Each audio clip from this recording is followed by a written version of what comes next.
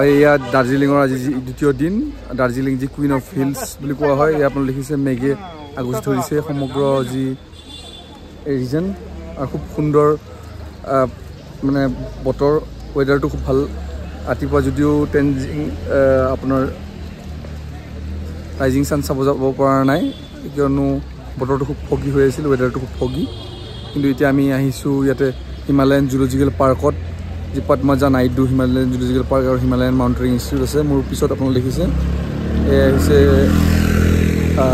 যি zoological park Padmaja নাইডুৰ নামত তেওঁলোকে ডেডিকেট কৰিছে আৰু ইয়াতে আমি যি টিকেটখিনি ল'বলৈ যাম আৰু ইয়াতে আমাৰ টংলাৰো যথেষ্ট লোক আমি লগ পাইছোঁ আমাৰ চিনাকি ফেমিলি ফ্ৰেণ্ডখিনি লগ পাইছোঁ এয়া আপোনালোকে দেখিছে Padmaja Naidu Himalayan zoological park and Himalayan mountaineering যি ইনষ্টিটিউট একেলগে আছে আমি ইতিমধ্যে টিকেট ল'লোঁ আৰু টংলাৰ এইটো এটা ফেমিলি আমাৰ চিনাকি ফেমিলিটো তেওঁলোকৰ লগত মাহঁতে ফটো চটো উঠিলে আৰু উঠি আমি টিকেটখিনি লৈ ল'লোঁ 5জনৰ টিকেট আমি ল'লোঁ এটা কাউণ্টাৰত খুব বেছি এটা ভিৰ নাছিল আৰু এয়া হৈছে মেইন এণ্ট্ৰেঞ্চত লিখা আছে এনেদৰে পদ্মজা নাইডু আপোনালোকে জানে যে সৰোজিনী নাইডুৰ ডটাৰ তেওঁৰ নামত ডেডিকেট কৰা হৈছে এই যি Padmaja Naidu Himalayan zoological park আৰু বিশেষকৈ ক'ব লাগিব যে যিসমূহ জু আছে ইণ্ডিয়াত তাৰ মাজত এইটো এটা অন্যতম কিয়নো ইয়াতে যি ৰেড পাণ্ডা কনজাৰ্ভেশ্যন চেণ্টাৰ এটা আছে আৰু এণ্ট্ৰি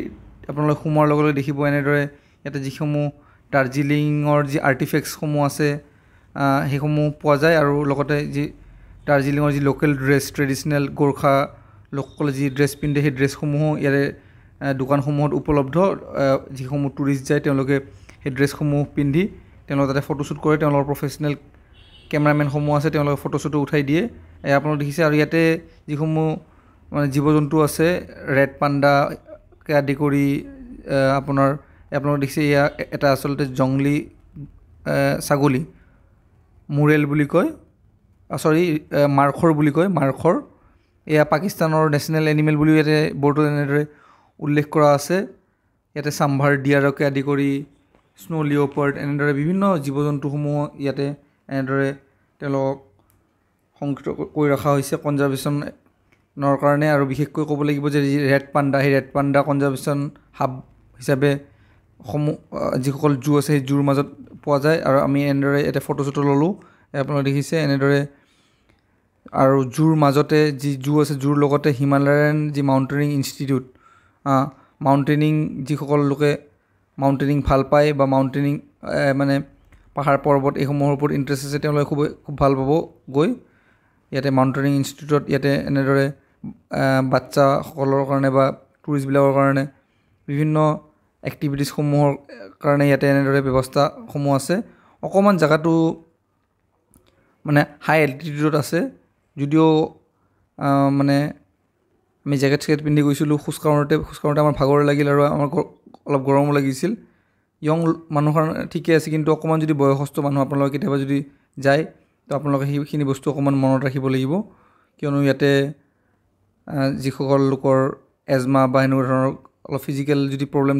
থাকিলে তেওঁলোকে খুব মানে জেগাটো যিহেতু শ্লেণ্ট তাতে উঠিবৰ কাৰণে অলপ অসুবিধা পাব আপোনালোকে দেখিছে খুব সুন্দৰ দৃশ্য আৰু ইয়াৰ পৰা এনেদৰে দাৰ্জিলিঙৰ দৃশ্য খুব সুন্দৰভাৱে আপোনালোকে দেখিব পাহাৰৰ মাজত মেঘৰ মাজত যেন মেঘ হৈ আগুৰি ধৰিছে সমগ্ৰ দাৰ্জিলিং টাউনটো খুব ধুনীয়া দৃশ্য আৰু এনেদৰে আমি টুৰিষ্টসমূহ দেখা পালোঁ এই যি হিমালয়ান মাউণ্টেনিং ইনষ্টিটিউটত ভিতৰত যদিও কেমেৰা এলাউ নাই আমি তেনেদৰে তেওঁলোকৰ গাইডলাইনছসমূহ ফ'ল' কৰি ভিতৰত আমি কেমেৰা নল'লোঁ এইটো এটা ফটোশ্বুট পইণ্ট ইয়াতে লোকসকলে এনেদৰে ফটোশ্বুটো লয় আৰু ভিতৰৰ যি হিমালয়ান মাউণ্টেনিং ইনষ্টিটিউট বিভিন্ন যি আপোনাৰ মাউণ্টেনিং কৰে বা যিসকল লোকে পাহাৰ উঠিছে টেনজিং নৰৱেকে আদি কৰি তেওঁলোকৰ যিসমূহ গিয়াৰ্ছসমূহ তেওঁলোকে কি ইউজ কৰিছিলে সেইসমূহ আছে ইয়াতে আপোনালোকে দেখিছে এয়া লিঅ'পাৰ্ড আমি দেখিলোঁ ইয়াতে এনেদৰে ৰাখি থৈছে আৰু জন্তুসমূহক যাতে কোনো ডিষ্টাৰ্ব নকৰে তেনেদৰে কিছু চাইনবৰ্ডো আঁৰি থোৱা আছে আৰু ইয়াতে বিভিন্ন ধৰণৰ এনেকুৱা ফিজেণ্টসমূহ আমি দেখিলোঁ মাকাও বিভিন্ন কাণ্ট্ৰি অষ্ট্ৰেলিয়া নিউজিলেণ্ডৰ এনেদৰে ডাঙৰ যি জাতৰ পেৰটসমূহ আছে মাকাওসমূহ আছে সেইসমূহ আমি দেখিলোঁ আৰু বিভিন্ন জাতিৰ বিভিন্ন ব্ৰিডৰ চৰাইসমূহ দেখিলোঁ খুব ৰং বিৰংগী তেওঁলোকৰ মাতসমূহ খুব তেওঁলোকৰ যি মানে তেওঁলোকৰ চাউণ্ড খুব মধুৰ মাত মই দেখিলোঁ। আৰু এইবিলাক আপোনালোকে দেখিছে খুব আনকমন যি বাৰ্ড, আমি সাধাৰণতে ইয়াতে আমি দেখা নাপাওঁ অসমত। তেনেদৰে বিভিন্ন বাৰ্ডছসমূহ ইয়াতে এনেদৰে ৰাখি থোৱা হৈছে। এইসমূহ ফিজেন্স বুলিও কোৱা হয়। আৰু বিভিন্ন মাকাও পেৰট, বিভিন্ন ভেৰাইটিৰ গ্ৰীণ, হোৱাইট, পিংক এনেদৰে বিভিন্ন ভেৰাইটিৰ পেৰটছসমূহ ইয়াতে আছে। আৰু ইয়াত আপোনালোকে দেখিলে খুব ধুনীয়া পৰিৱেশ, মেঘে কেনেদৰে আগুৰি ধৰিছে সমগ্ৰ দাৰ্জিলিং চহৰটো, সেয়া এই জুৰ পৰা এনেদৰে ক্লিয়াৰলি ভিজিবল হয়, লোকসকলে দেখিবলৈ পায়।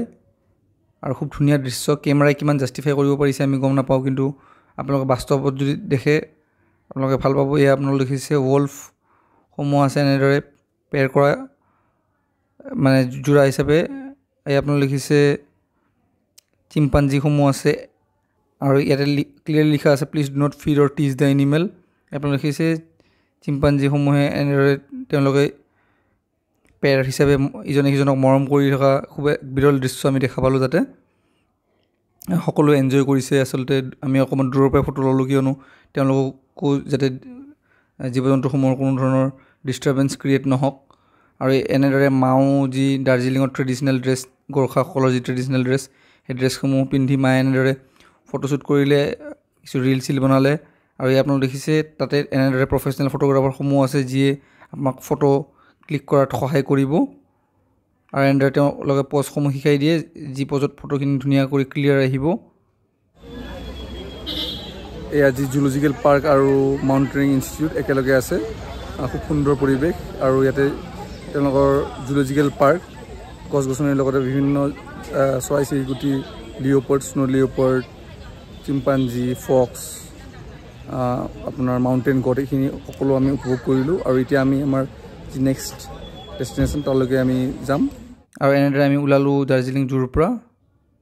আৰু এই আপোনালোকে দেখিছে এক খুব সুন্দৰ স্কুল। এয়া আচলতে কোনো 5 ষ্টাৰ হোটেল নহয়, এয়া স্কুল চেণ্ট জোচেফ বুলি এখন স্কুল আছে। তাতে আপোনালোকে গমেই পাব দাৰ্জিলিঙত বহুত এনেধৰণৰ মানে ব্ৰিটিছ টাইমৰ পৰা এনেধৰণৰ ভাল বৰ্ডিং স্কুলসমূহ আছে। এয়া চেণ্ট জোচেফ স্কুল। আপোনালোকে যদি গুগল চাৰ্চ কৰি চায় আপোনালোকে নিশ্চয় গম পাব। বহুত ডাঙৰ বা ভাল ইনফ্ৰাষ্ট্ৰাকচাৰৰ এখন বৰ্ডিং স্কুল। আৰু এনেদৰে ইয়াতে বিভিন্ন বৰ্ডিং স্কুল আছে দাৰ্জিলিং, কাৰ্চিয়াঙত। আৰু আপোনালোকে দেখিছে আমি এখন আহি পালোঁ এখন টি গাৰ্ডেন। আমাৰ যি অসমৰ চাহ বাগিচাত কৰি কিছু পৃথক, কিয়নো ইয়াৰে টি গাৰ্ডেনসমূহ একদম হিলি শ্লোপত আছে। আৰু যিসকল টুৰিষ্ট ইয়াতে দাৰ্জিলিঙত ভিজিট কৰিব আহে, এনেদৰে কেইবাখনো টি ষ্টেট আছে, সেই টুৰিষ্ট প্লেচ হিচাপে টি ষ্টেটসমূহত মানুহক লৈ আহে, যাতে তেওঁলোকে চাহপাত বাগানখিনি চাব পাৰক বা তেওঁলোকে উপভোগ কৰিব পাৰক। আমি অসমত যদিও দেখিছোঁ, আমাৰ অসমৰ চাহপাত গছখিনি প্লেনতে বেছিভাগ থাকে, কিন্তু ইয়াতে আপোনালোকে দেখিছে কিমান ওখ শ্লোপ আছে। আৰু খুব সুন্দৰ দৃশ্য, মানে প্ৰাকৃতিক মনোমোহা দৃশ্য। কেমেৰাই কিমান জাষ্টিফাই কৰিব পাৰিছে আমি গম নাপাওঁ, কিন্তু আপোনালোকে যদি দেখে মানে সেয়া বেলেগ অনুভৱ বুলি ক'ব লাগিব। এনেদৰে আমি বিভিন্ন টুৰিষ্টসমূহ লগ পালোঁ, ভাৰতৰ বিভিন্ন প্ৰান্তৰ লগতে বাংলাদেশ, ভূটান, নেপালৰো বিভিন্ন টুৰিষ্টসমূহ আহিছে। আৰু ইয়াত আপোনালোকে দেখিছে খুব শ্লোপ জেগাখিনি। আৰু সমগ্ৰ দাৰ্জিলিংটো ইয়াৰ পৰাও ক্লিয়াৰলি ভিজিবল, মেঘে যি আগুৰি ধৰে দাৰ্জিলিং। খুব সুন্দৰ পৰিৱেশ আৰু খুবেই ভাল লাগিছে। আৰু ক'ব লাগিব যে দাৰ্জিলিঙৰ যি চাহপাতৰ কোৱালিটি কিছু উন্নত মানৰ বুলি ইয়াৰ লোকসকলে ক্লেইম কৰে, কিয়নো চাহপাত গছ এনেদৰে ওখ গছ জেগাসমূহত বেছি ভাল গ্ৰ'থ হয়। আৰু তাৰ কোৱালিটিটোও কিছু উন্নত মানৰ হয়, কিয়নো পানী ৰিটেইন যেতিয়া নকৰে। কাৰণ পানী যদি ৰিটেইন কৰে প্লেইন জেগাত, তেতিয়া চাহপাত গছসমূহ মৰি যোৱা বুলি লোকসকলে কয়, যি টি এক্সপাৰ্টসমূহে কয়। এনেদৰে ময়ো ইয়াতে কিছু ফটোশ্বুট কৰিলোঁ। ভাইটিয়ে মোক এনেদৰে ইয়াতে ফটোশ্বুটো মাৰি দিলে। আৰু খুব সুন্দৰ এক পৰিৱেশ। আপোনালোকে দেখিছে মা ভাইটিহঁতে সকলোৱে এনজয় কৰি আছে। আৰু ইয়াতো এনেদৰে ট্ৰেডিশ্যনেল যি গোৰ্খাসকলৰ ট্ৰেডিশ্যনেল ড্ৰেছ, সেই ড্ৰেছসমূহ উপলব্ধ। মই ভাবিলোঁ যে যিহেতু আহিছোঁ ইয়াতেও ময়ো ট্ৰেডিশ্যনেল ড্ৰেছখিনি ট্ৰাই কৰোঁ। তেওঁলোকে এনেদৰে মোক ফাৰ্ষ্টত যদিও ব্লু কালাৰ ড্ৰেছটো পিন্ধি দিছিল, মই ক'লোঁ যে নাই মোক ৰেড কালাৰ ড্ৰেছটো দিয়ক। তেওঁলোকে ৰেড কালাৰ ড্ৰেছটো দি তেওঁলোকৰ যি ট্ৰেডিশ্যনেল মালাসমূহ, কেপসমূহ তেওঁলোকে ধুনীয়া কৰি মোক পিন্ধাই দিলে। আৰু পিন্ধি উঠি তেওঁলোকে এনেদৰে যি গোৰ্খাসকলৰ যি খুখুৰী চিম্বলিক এনেদৰে এটা কাঠৰে খুখুৰী দিলে ফটো উঠিবৰ কাৰণে। আপোনালোকে দেখিছে তেওঁলোকে এনেদৰে মালাসমূহ দিছে, কেপসমূহ দিলে। আৰু পিন্ধি উঠি মোকো কিছু গোৰ্খা লুক যেনে নিজকে লগা হ'ল, বা ইয়াতে ময়ো ফটোশ্বুটো উঠিলোঁ।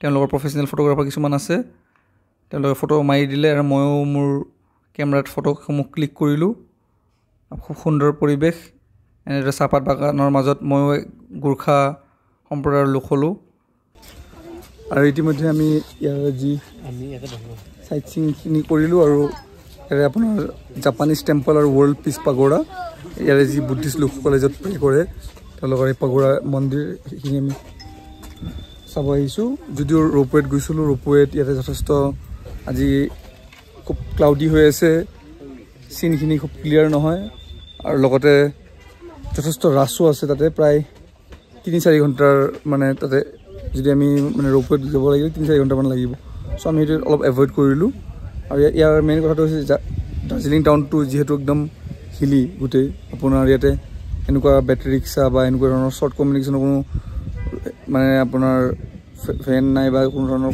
কমিউনিকেশ্যনৰ ব্যৱস্থা নাই তাৰ কাৰণে গোটেইখিনি চাইট চিঙৰ এৰিয়াখিনিত গাড়ীখিনি ড্ৰপ কৰি দিলে গোটেই হিল এৰিয়াখিনিত অকণমান খোজকাঢ়ি যাব লাগে অলপ আমাৰ কাৰণে বাৰু ঠিকেই আছে কিন্তু অলপ এজেড মানুহ যদি লগত আহিলে অলপ ইছ্যু হয় আৰু দাৰ্জিলিঙৰ এয়া অন্যতম এক টুৰিষ্ট আকৰ্ষণ বা টুৰিষ্ট এট্ৰেকশ্যন পইণ্ট এয়া আপোনালোকে দেখিছে পিছ পগোৰা জাপানিজ পিছ পগোৰা এয়া আপোনালোকে দেখিছে জাপানিজ টেম্পল আৰু ৱৰ্ল্ড পিছ পগোৰা এনেদৰে দুয়োটা ইনষ্টিটিউট একেলগে আছে এয়া আচলতে এখন জাপানিজ টেম্পল জাপানৰ এজন মংক যাক গুৰুজী বুলি তেওঁলোকে বিহিত কৰে সেই জাপানিজ মংকে আহি বিশ্ব শান্তিৰ বাবে এনেদৰে দুমহলীয়া এয়া জাপানিজ টেম্পল স্থাপিত কৰিছিল আৰু ইয়াতে এনেদৰে লোকসকলে বাহিৰতে তেওঁলোকে বহি কিছু বিশ্ৰামো কৰে আৰু ইয়াতে এনেদৰে লোকসকলে চেণ্ডেল থৈ ভিতৰত এনেদৰে প্ৰৱেশ কৰে ইয়াত জাপানিজ ভাষাত কিছু কথা তেওঁলোকৰ লিখা আছে আৰু খুবেই এক পিচফুল আৰু চেৰেন এনভাইৰনমেণ্ট এনেদৰে ইয়াতে এই যি জাপানিজ যি তেওঁলোকে গুৰুজী বুলি কয় তেওঁৰ লগতে গৌতম বুদ্ধৰ ইয়াতে প্ৰতিমূৰ্তি আছে আৰু এই আপোনালোকে দেখিছে ফুজি গুৰুজী বুলি ফাউণ্ডাৰ এণ্ড নিপোজন অফ মায়োজি বুদ্ধিষ্ট কমিউনিটিৰ তেওঁ ফাউণ্ডাৰ আছিল আৰু বিশ্ব শান্তিৰ বাবে এনেদৰে বিশ্বৰ বিভিন্ন প্ৰান্তত তেওঁ যি বিশ্ব শান্তিৰ বাবে এনেদৰে পিচ চেণ্টাৰসমূহ বনাইছিল যাতে বৌদ্ধ ধৰ্ম প্ৰসাৰ হওক আপোনালোকে দেখিছে খুব এক মানে চেৰেন এনভাইৰনমেণ্ট এনেদৰে উডেন ফ্ল'ৰিঙত আছে আৰু খুব এক শান্তিময় পৰিৱেশ দিল্লীৰ লোটাছ টেম্পলত গ'লে আপোনালোকে যেনেকুৱা ধৰণৰ এটা পিচ এণ্ড চেৰেন এনভাইৰনমেণ্ট পাব তেনেদৰে এক ছেম এনভাইৰনমেণ্ট ইয়াতে আছে ইয়াতে তেওঁলোকৰ জাপানিজ ভাষাত বিভিন্ন কিছু তেওঁলোকৰ ৰিচুৱেলছ বস্তুখিনি ইয়াতে এনেদৰে ইনস্ক্ৰিপ্ট হৈ আছে ইয়াতে লোকসকলে সেৱা প্ৰণাম জনাই তেওঁলোকে ভিজিট কৰে আপোনালোকে দেখিছে জাপানত গ'লে আপোনালোকে যেনেধৰণৰ জাপানিজ আৰ্কিটেকচাৰ বা জাপানিজ আৰ্টিফেক্টছবিলাক ইয়াতে এনেদৰে হেং কৰি থোৱা আছে আৰু তেওঁলোকৰ যি ধৰ্মগ্ৰন্থসমূহ ইয়াতে আছে এয়া আপোনালোকে কাষতে দেখিছে এয়া হৈছে বুদ্ধিষ্টসকলৰ পিছ পগোৰা বুদ্ধ ধৰ্মৰ লোকসকলে যি তেওঁলোকে তেওঁলোকৰ মন্দিৰ সেই পিছ পগোৰাই ইয়াতে এনেদৰে খুব ধুনীয়া আৰ্কিটেকচাৰ আৰু ইয়াতে লোকসকলে এনেদৰে ফটো শ্বুট কৰে আৰু আমি গুৱাহাটীৰো কিছু লোক ইয়াতে লগ পালোঁ তেওঁলোকৰ লগত ইণ্টাৰেক্টো কৰিলোঁ তেওঁলোকেও ফেমিলি হিচাপে আহিছিল কিয়নো দাৰ্জিলিং আমাৰ কাষৰে জেগা অসমৰ টুৰিষ্টসমূহ জুলাই আগষ্ট এইখিনি সময়ত বেছিকৈ যায় আৰু এয়া চাইট চিং কৰি অলপ ভাগৰ লাগিছে ভোকো লাগিছে তো ইয়াতে যি হোটেল মহাকাল এণ্ড ৰেষ্টুৰেণ্ট আপোনালোকে দেখিছে মোৰ পিছত আছে হোটেল মহাকাল এণ্ড ৰেষ্টুৰেণ্ট ইয়াতে আমি কিছু পেট পূজা কৰিলোঁ আৰু মই শুনিছোঁ এইখনে হৈছে হোটেল মহাকাল এণ্ড ৰেষ্টুৰেণ্ট মাছৰ কাৰণে খুব বিখ্যাত মই ইয়াৰে লোকেল মানুহখিনিৰ লগত যেতিয়া ইণ্টাৰেক্ট কৰিছিলোঁ তেওঁলোকে কৈছিল যে মাছ বিভিন্ন ভেৰাইটিছৰ মাছ পোৱা যায় আৰু মই যিহেতু অলপ ফিছ ভাল পাওঁ ফিছ লাভো তো ইয়াতে বেংগলী থালি ট্ৰাই কৰা যাক কেনেকুৱা হয়